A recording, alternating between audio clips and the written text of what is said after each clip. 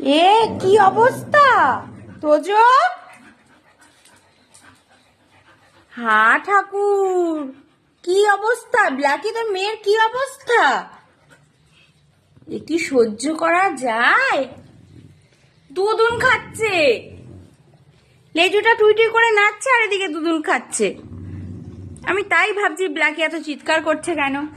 এসে দেখি দেখো এত বড় মেয়ে দুধুন খাচ্ছে। হ্যাঁ ঠাকুর, ব্ল্যাকি কি অবস্থা, মেয়ের কি অবস্থা?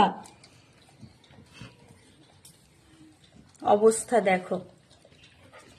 এই তোজো, তোজো খিদে পেয়েছে? তোর খিদে পেয়েছে?